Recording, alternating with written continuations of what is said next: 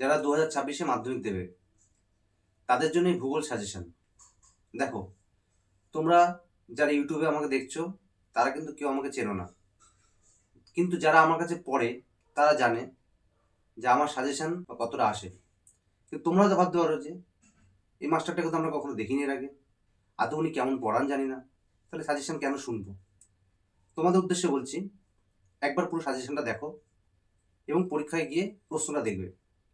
যদি না মেলে বা কমন না পাও তাহলে কমেন্টে এসে বলে যাবে যে মেলেনি।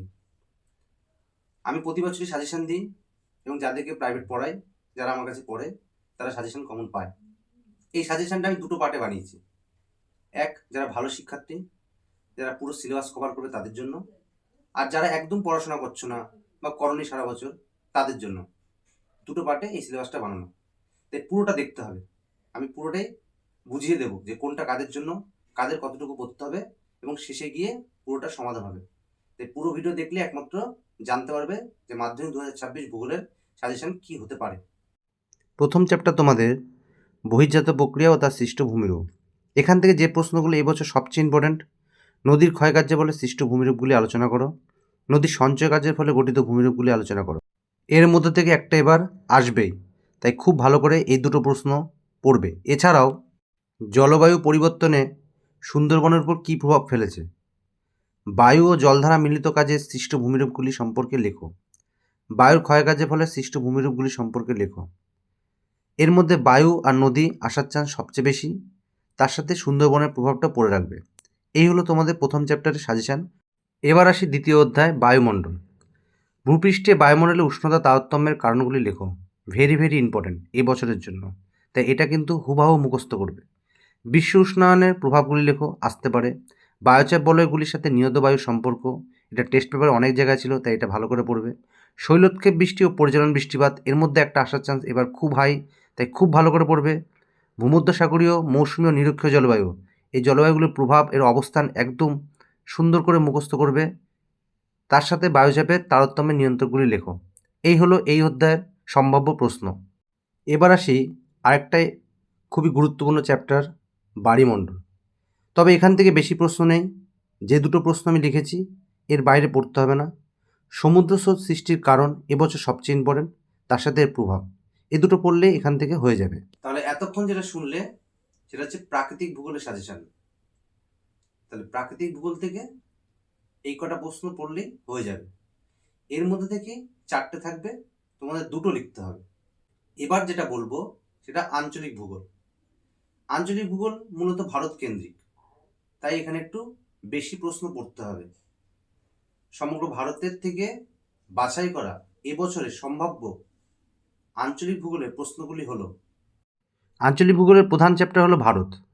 তাহলে ভারত থেকে আসতে পারে পশ্চিম হিমালয় ভূপ্রাকৃতিক বিবরণ দাও, প্রস্থ বরাবর হিমালয় পর্বতের ভূপ্রকৃতির আলোচনা করো। এই প্রস্থর সাথে দৈর্ঘ্যটাও পড়ে নিতে হবে, এই জন্য দুটো আলাদা প্রশ্ন দিয়ে দিয়েছি। দৈর্ঘ্য বরাবর হিমালয় পর্বতের ভূপ্রকৃতি। ভারতের উপদ্বীপীয় ও উপকূলীয় সমভূমির পরিচয় দাও। এই প্রশ্নটা হয়তো সেভাবে আসেনি, কিন্তু এই বছরের জন্য ইম্পর্টেন্ট হতে পারে, যেহেতু বেশিরভাগ ক্ষেত্রে দেখা যাচ্ছে বিগত বছরগুলিতে প্রশ্ন কঠিন করার চেষ্টা করছে। উত্তর ও দক্ষিণ ভারতের নদ নদীর তুলনা, খুব ইম্পর্টেন্ট কোশ্চেন। ভারতের জলবায়ুতে মৌসুমী বায়ুর প্রভাব, মৌসুমী বায়ুর প্রভাব যখন পড়বে মৌসুমী বায়ুর নিয়ন্ত্রকগুলিও পড়ে নেবে। এছাড়াও ধান, কার্পাস, চা, কফি, ইক্ষু, এগুলোর অনুকূল ভৌগোলিক পরিবেশ খুব ভালো করে পড়বে। ভৌগোলিক পরিবেশ থেকে একটা প্রশ্ন দেবে, অর্থাৎ এই 8 নম্বর প্রশ্নটা পড়লে তোমরা কিন্তু একটা কমন পেয়ে যাবে, এটা আশাই করা যায়। পূর্ব ও মধ্য ভারতের লৌহ ইস্পাত শিল্প গড়ে ওঠার কারণ, পশ্চিম ভারতে কার্পাস বয়ন শিল্প গড়ে ওঠার কারণ, ও পশ্চিম ভারতে পেট্রোরাসায়ন শিল্প গড়ে ওঠার কারণ। এই তিনটে শিল্পর মধ্যে এবার কিন্তু একটা আসবেই। কার্পাস বয়নটা সবচেয়ে ইম্পর্টেন্ট, কিন্তু বাদবাকি দুটো খুব ভালো করে পড়বে। এছাড়াও ভারতের জনসংখ্যা বন্টনের তারতম্যের কারণগুলি লেখো, ভারতের জলপথ, সড়কপথ ও রেলপথের গুরুত্ব। একটা কথা বলার, যে যখনই তোমরা প্রাকৃতিক ভূগোল থেকে বা আঞ্চলিক ভূগোল থেকে প্রশ্ন লিখছ, চেষ্টা করো ছবি আঁকার। ছবি আঁকতে পারলে কিন্তু নাম্বার সম্পূর্ণ পাওয়া যায়। যখন তোমরা অনুকূল ভৌগোলিক পরিবেশ লিখবে বা লৌহ ইস্পাত শিল্প বা শিল্পের থেকে প্রশ্ন লিখছ, তখন চেষ্টা করবে ভারতের ম্যাপ এঁকে দেওয়ার। ম্যাপের মাধ্যমে কোন অঞ্চলে বেশি হয় চাষ, সেটাকে তোমাদের মেনশন করতেই হবে। আর যে ক্ষেত্রে তোমরা সরাসরি এমন প্রশ্ন লিখছো যাতে ছবি হয় না, সেক্ষেত্রে চার্ট বা ডায়াগ্রাম ফলো করবে, খুব ভালো নাম্বার পাবে। তাহলে সমগ্র সাজেশনটা তোমরা দেখলে। এইবার আমি সাজেশন দেবো তাদের জন্য যারা কোনো কারণে সারা বছর পড়তে পারোনি, নয় তারা প্রচণ্ড ফাঁকি দিয়েছো, আর সময় নেই, এবার কি পড়বো বুঝতে পারছো না, আর না হলে তোমরা কোনোভাবে ব্যস্ত ছিলে, শরীর খারাপ ছিল, পড়তে পারোনি। তাই তাদের জন্য একটা সম্ভাব্য প্রশ্ন সাজেশন আমি বানিয়েছি। চেষ্টা করবে এই যে 8টা প্রশ্ন, এই 8টা প্রশ্ন ভালো করে পড়ে যাওয়ার। আমি এখানে গ্যারান্টি দিতে পারবো না যে সবগুলোই আসবে। যে 5 নম্বরের 4টে প্রশ্ন লিখতে হবে, তার মধ্যে থেকে 2টো হলেও এখানে কমন আসবে। যদি ভাগ্য ভালো থাকে 3 থেকে 4টেও পেয়ে যেতে পারো। এই প্রশ্নগুলো শুধুমাত্র তাদের জন্যই যারা সারা বছর কোনোভাবে পড়তে পারোনি, তারাই একমাত্র পড়বে। ভালো স্টুডেন্টরা কিন্তু পুরো সিলেবাসটা কভার করে যাবে, যা যা এতক্ষণ সাজেশন দিয়েছি সেগুলো।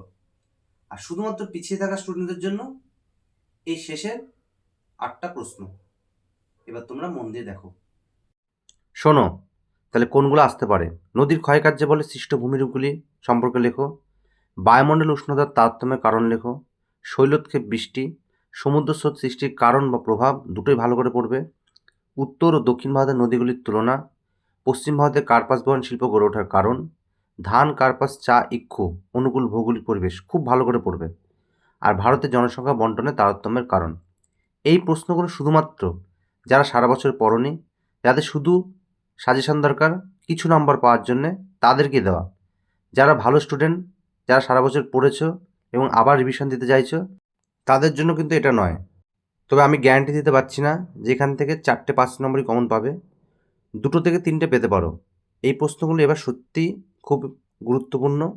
তবে পুরো সাজেশনটা যদি একবার দেখে যেতে পারো, আশা করি আর কোনো প্রশ্ন তোমাদের বাদ যাবে না। সবার পরীক্ষা ভালো হোক। কেমন লাগলো কমেন্টে জানিও।